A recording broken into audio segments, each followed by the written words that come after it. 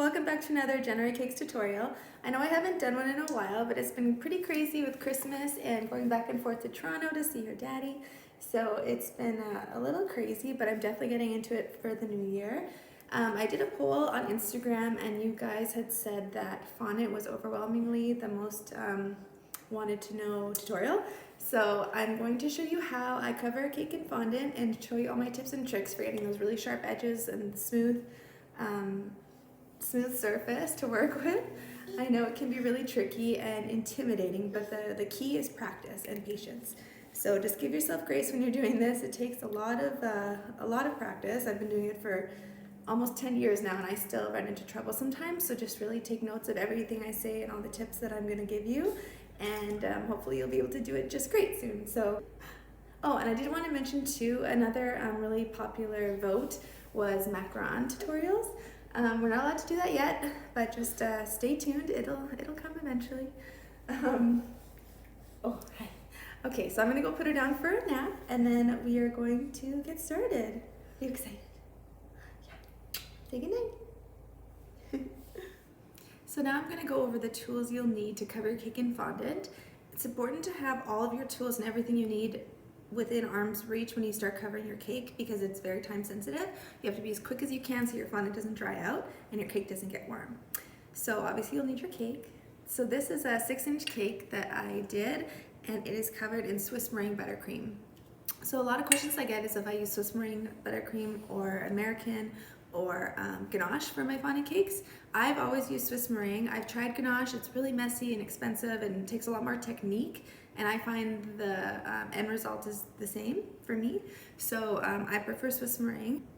Any Swiss meringue will do. So you really want to make sure that your cake and your buttercream is smooth with no air bubbles, because this is especially important if you want a very smooth fondant look.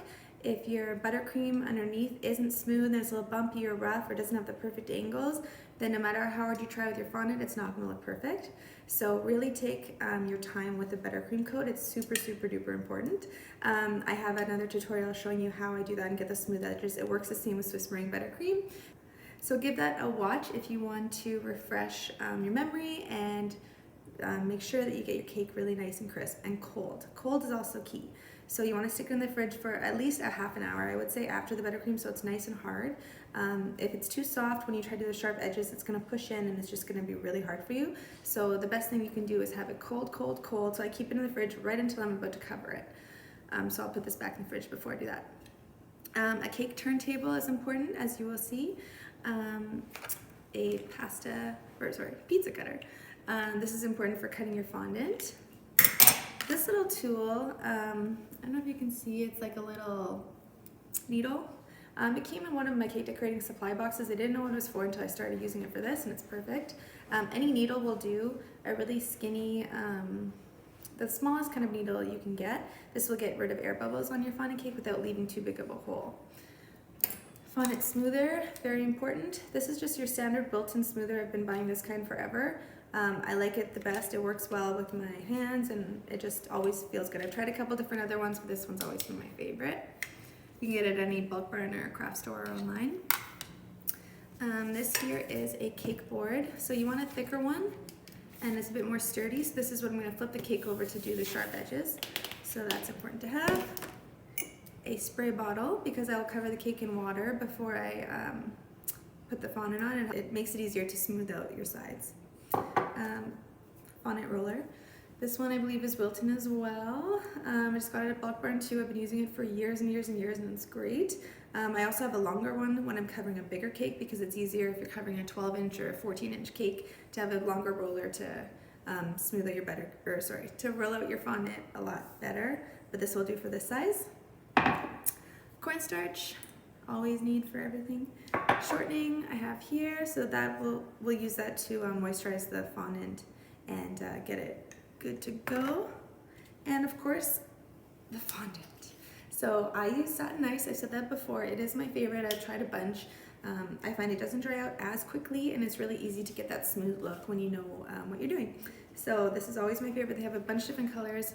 Usually I use white. Usually we have the big tubs of it, but for this purpose, this small one will do. We get this from a local specialty food store, and I think you could buy it online and stuff as well. But is that nice? It's my favorite. And what else? Yeah, I think that's it. Okay, so we'll get started right away. All right, so here we go. I've taken all my rings off. It's important to have ring-free hands when doing this because you don't want anything to catch on the fondant and make little holes or anything. Bracelets I usually take off, but I can't take these off and I don't want to cut them yet, so I'm just gonna leave them on. But if it's your first time or you're a beginner, then definitely start that. When you open your fondant, this is a little trick I learned a long time ago. I just want to share it with you guys. I always would try to pull it out and it was so annoying. Easy little trick is you just push on the sides and it pops right out. Ta-da! I don't know if you're like me, but that would save me a lot of time. So, in terms of the amount of fondant you need, 6-inch cakes don't need too much, but it's always best to err on the side of caution. It's way easier to work with a cake if you have too much fondant than not enough, because then it doesn't stretch as far and you have to really work hard and you might have to redo it if it doesn't go all the way to the bottom. So best to have too much. The first thing you want to do is condition your fondant. So I like to cut it in smaller chunks so it's more manageable. And then I'll use my shortening. You use a lot of it, so don't be afraid. And then you just knead it. So this is a process that when you're doing like a 4-tier or 5-tier cake, my arms will want to fall off. It's a really good workout. And also if you're coloring your fondant, I would add the color now because you have to knead it anyways. So you really want to warm it up with your hands and make it really pliable. So this is good. So obviously very different. This is good and stretchy, and if you want to pull it, and you want to make sure that it doesn't have any dry like elephant skin. That's how you know that it's good and conditioned. And you don't want to let fondant dry out at all. So I'm working pretty quick, so I'll leave it out. But if it takes you a little bit longer, then just throw it back in the blue bag that it came in, or a bigger Ziploc bag or whatever.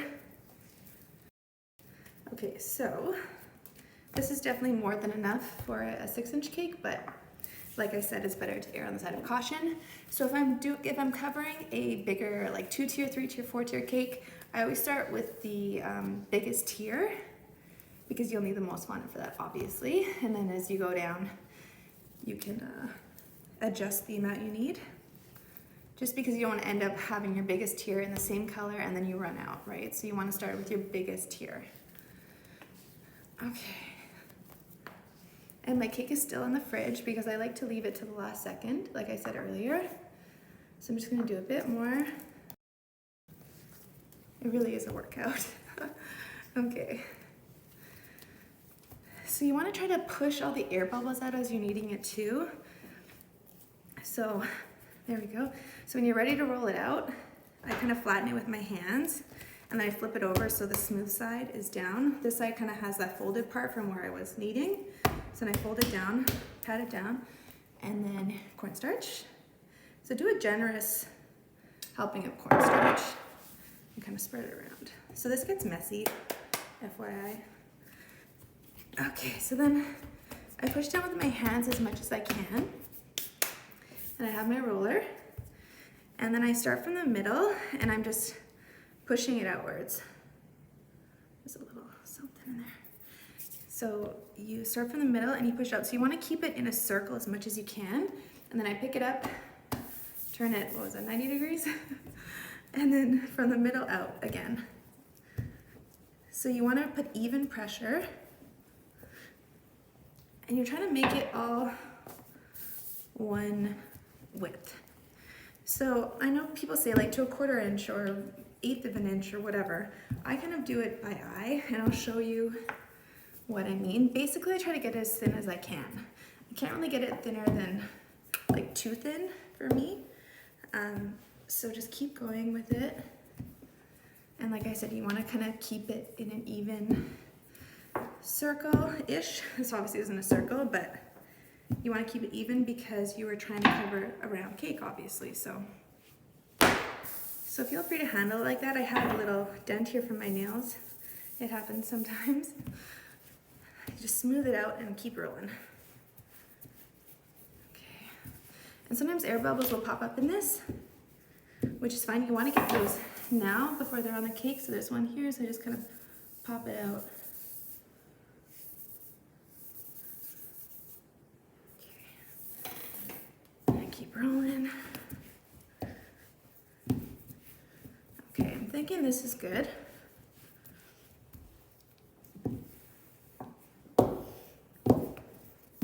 So I don't know if you guys can see, but there is some like lines from my roller here in the fondant, and that's okay. I'm gonna smooth it out when it gets on the cake. Okay, so that's good. So now you wanna work quick, so I'm gonna go grab our cake. All right, so to spray our cake, I just like a light coat. It doesn't have to be much. And you obviously wanna spray your fondant because that's not a good mix. And then I fold it over, put the cake under, flip it back, and just trying to get it over the cake like that. Okay, so you start with the top, and you have to work quick because the fondant's already drying, and if you wait too long, it's gonna dry and have elephant skin and gonna crack, and it's just gonna give you a nightmare. So just make sure you work fast and you have no distractions. Once you roll it out, you really can't stop. So then I'm going down, I start with the top couple inches here, and I just press it into the cake. So I'll show you on this side here.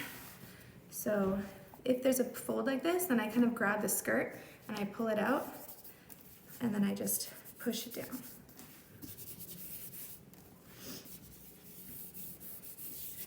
And then you're just slowly pushing the fondant down. You don't want to do all one side and then go to the other side because then it's going to be a little bit harder to make it even all the way around. So you want to kind of slowly work down on all sides of the cake. And then once you get to the bottom, you're kind of pressing it into the cake board.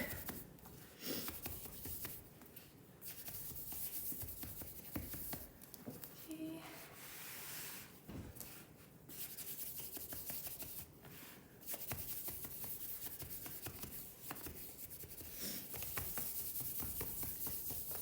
Okay, and then you just really want to press with your hands.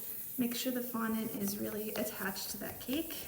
So if you don't use water, then the fondant may not be sticking underneath because of the cornstarch, and then it's gonna come up and it's just gonna be a mess. So make sure you use that water. You can brush it on too. I find the spray bottle is the fastest though, and you know, speed is essential here, so that's good for me. Okay, so I have that pushed on. So now I'll take my pizza cutter, and then because this tier is on a cake base itself, I'm gonna cut it right close to the board. If this was a tier that didn't have a base on and I was putting it on a 2-tier, 3-tier, 4-tier cake, then I would cut a big section around, but that's not the case on this one. So I'll cut it as close to the cake as I can.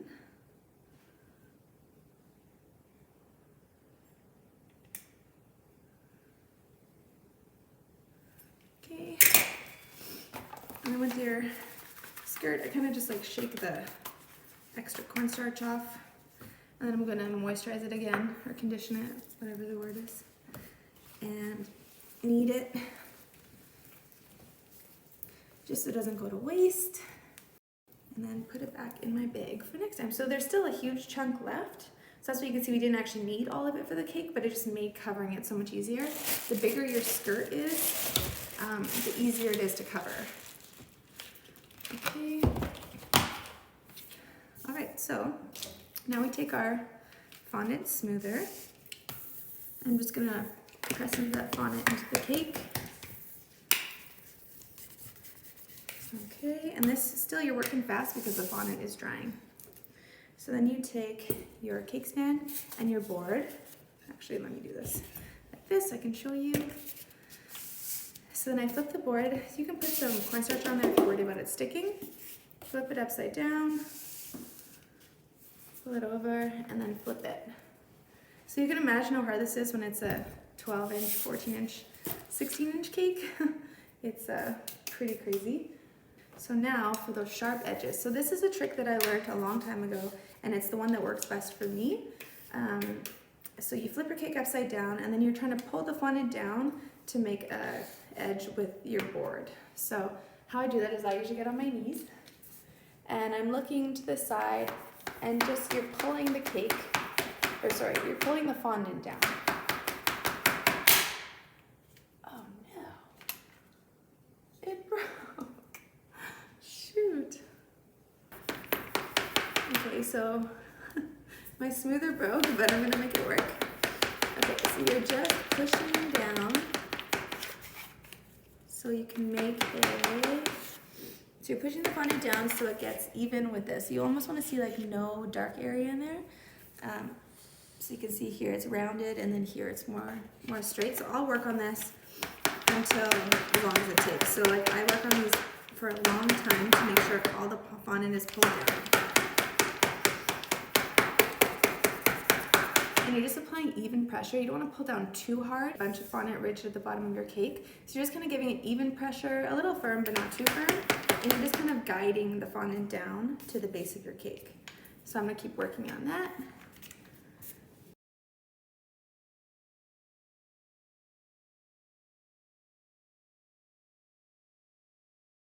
Pretty good. I would go a little bit longer if this didn't break. So it's really hard to use, but just shows you gotta keep going, make it work. So then you will take your cake and flip it over. Then I'll take my smoother, smooth it out, and then I'll go back around the sides. So this is, you're just kind of like smoothing it out as best you can at this point. So here's an air bubble, perfect. So it's right here, I don't know if you can see it, but it's kind of sticking out here. So I take my little pokey stick thing, get it in there, and then you just kind of rub it out. And I'll take my smoother, smooth it out. So then I will work on a cake forever because I just love having it perfect. So I keep smoothing it and smoothing it and smoothing it. Pretty much I can't smooth it anymore. And make sure the bottom looks good too. So say if you notice that there's a couple edges that aren't quite as sharp as you want them, you can always flip it back over. So you just put that back on, flip it over, and just go back at it. You can do this. You can do this pretty much until the fondant dries. You have some time to really work it.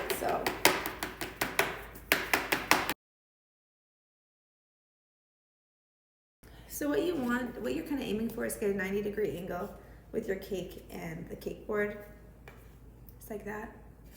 So you can really see there how you have that nice crisp edge. So I think that'll be good now. Flip it back over.